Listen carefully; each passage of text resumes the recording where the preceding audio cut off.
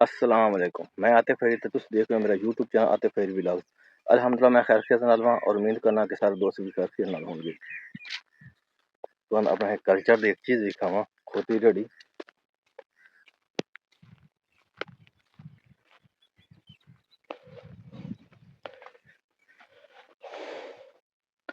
ए भाई होर आंदे पैन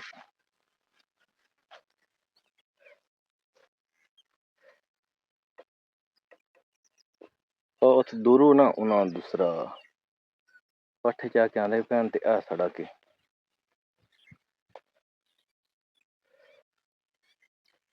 व्लॉग शुरू करने तो पहले जिन्हें लोगों चैनल सब्सक्राइब नहीं किया सब्सक्राइब करें, शेयर करें, कमेंट करें ताकि जो ऐसी वीडियो बनाना उन्हां तक पहुंचती रहे। बहुत मेहरबानी। ए लड़का आ रहा छोर इस बड़े दूरू पट्ठे चा के आंदा पे है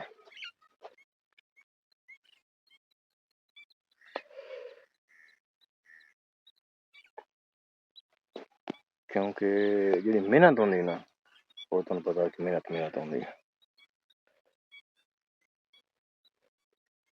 तकरीबन 1.5 किले का सफर है, 1.5 किले का तो बंदा पट्ठे उस चा के लाया।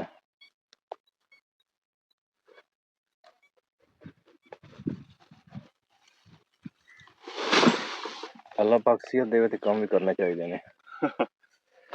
आ देख सकते हो हाफिज इमाम बख्श एक काफी दूर तो पट्ठे चा के लाया। मैं चल मैं बेहतर प्यास मैं चलो इन्होंने भी ला के चलाया गया।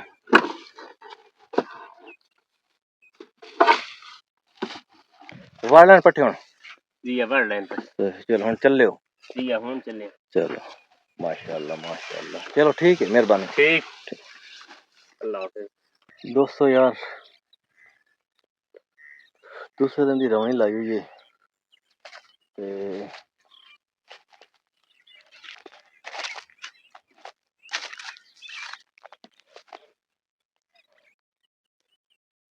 आ कोई मरला 2000 रह गई है बस हूँ ये जिस टाइम शराब होना पीचना उस वक्त कोई गल बननी है।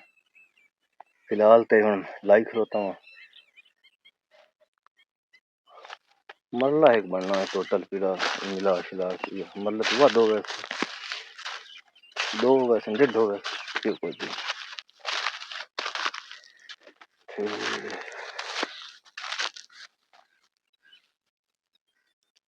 भाई मुसीबत ये रही सुबह पेट्रोल खत्म हो गया और एक दोस्त ने फोन किया उस पेट्रोल पहुंचाया हा सारा दिन तो बड़ा बड़ा आज तंग रहा।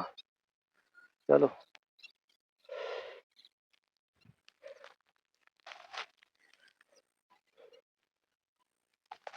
कोई बात नहीं उसकी मेहरबानी जो मैं अध रास्ते ना पेट्रोल खत्म हो गया जो उसने पहुंचा दिता उसकी मेहरबानी उस एहसान है।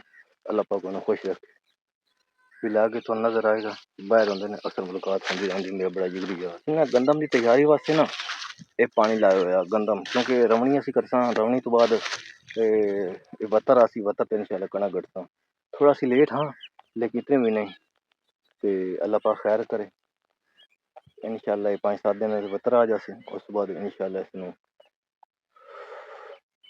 आज है डेट कितनी 26 है इंशाल्लाह 2-4 तारीख को ना वतर आ जासे तो इसमें इंशाल्लाह सी गढ़ देता किसान ਜਿਹੜੇ ਆ ਨਾ किसान ਇਹਨਾਂ बड़ी परेशानियां हैं बहुत ज्यादा ते हर पास बेचारे दबे जा रहे अल्लाह पाक इसते रहम फरमाए स्पेशली किसान ते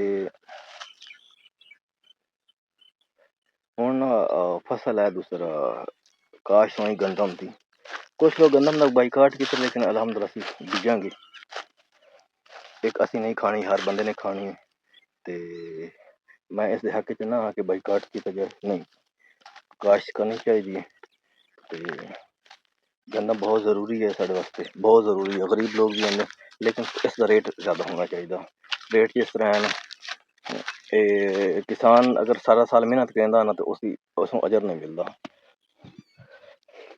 क्योंकि मजदूरियाँ इतनी महंगियाँ हो गई हैं ना इतनी महंगी मजदूरियाँ हो गई कि ਬੰਦਾ ਦੱਸ ਨਹੀਂ ਸਕਦਾ। ਤੇ ਇਹ ਸਾਰੀਆਂ ਚੀਜ਼ਾਂ ਵੇਖਣੀਆਂ ਪੈਂਦੀਆਂ ਨੇ। ਇਹ ਸਾਰੀਆਂ ਕਿਸਾਨ ਦੇ ਨਾਲ ਨੇ, ਸਾਰੇ ਲੋਕਾਂ ਦੇ ਨਾਲ ਹੁੰਦੀਆਂ ਨੇ, ਲੇਕਿਨ ਕੁਛ ਕਿਸਾਨ ਦੇ ਬਾਰੇ ਵੀ ਸੋਚਣਾ ਚਾਹੀਦਾ। ਅੱਲਾਹ ਪਾਕ ਸਭ ਦਾ ਹਾਮੀ ਨਾਸਿਰ। ਤੇ ਹੁਣ ਹੈਗਾ ਕੋਈ ਮਜ਼ਦੂਰ ਬੁਲਾਈਏ ਨਾ, ਮਜ਼ਦੂਰ ਉਹਦੀ ਕੋਈ ਮਜ਼ਦੂਰ ਦੀ ਮਜ਼ਦੂਰੀ ਦਾ ਕੋਈ ਵੀ ਨਹੀਂ ਰੱਖਦਾ। ਅੱਲਾਹ ਪਾਕ ਤੌਫੀਕ ਇਹਨਾਂ ਦੇ ਵਿੱਚ ਹੈ। ਤੇ ਉਸ ਦਾ ਫਾਰਮ 1000 रुपये उस मजदूरी लैनी ना, तो उस लैनी है। लेकिन वह काश्तकार है जिद किसी चीज़ का कोई रेट भी नहीं। दुकान ते जासो हर चीज़ का रेट उसी, किसान बेचारा साल रुल सी बाद चो परेशान हो जाए। लेकिन कोई रेट तयन करना चाहिए। पहले 10,000 रेट आ, उस तो बाद असी बेची 6500 की बेची है। सान बहुत परेशानी आई ने।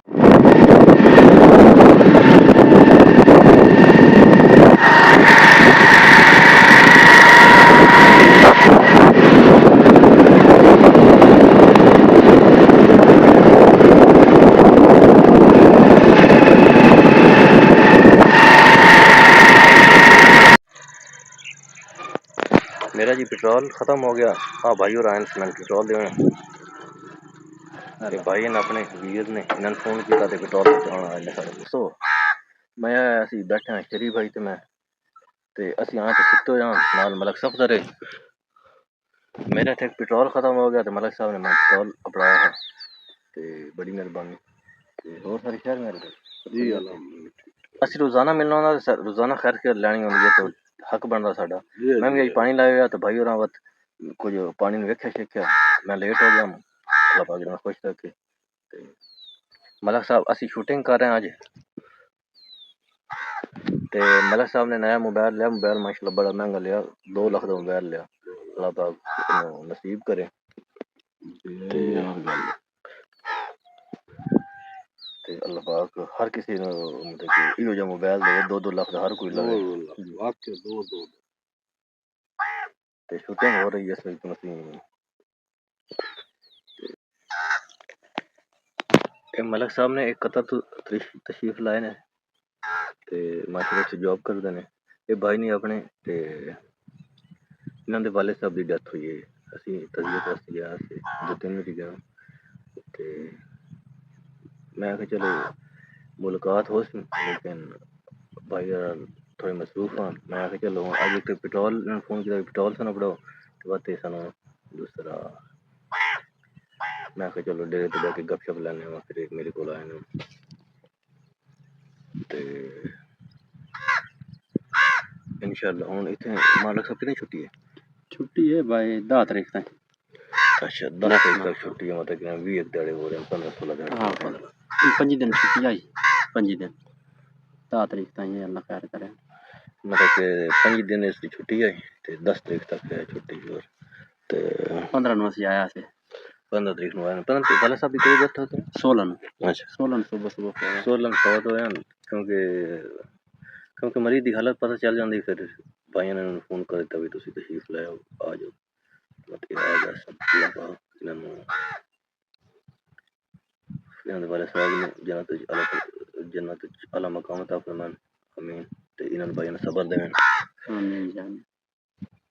साढ़े बड़े अच्छे दोस्त ने। दुकान ते मेरे नाल होंदे हन असी आपस विच कुली कैसे दुकान ते गंदे आसे ते हुन दोस्त या चंगे अभी कुली क्या करना दुकान दे है, दुकान ते इकट्ठा कुली दा ते बड़ा अच्छा टाइम स्पेंड होया।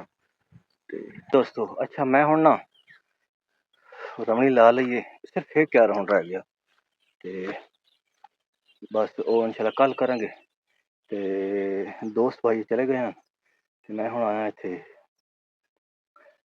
मैं कई शेरा खाना सफदर भी चला गया, सारे चले गए।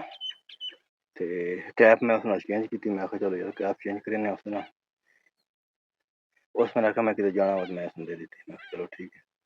ते हुन असीं वापस चलने ते इंशाल्लाह गंदम तैयारी साडी जारी है। अल्लाह पाक तुम खुश रखे। ते असीं हुन तुहाड़े तो चाहने इजाजत, मिलदे हैं अगले व्लॉग विच। उस वक्त तक अल्लाह हाफिज़।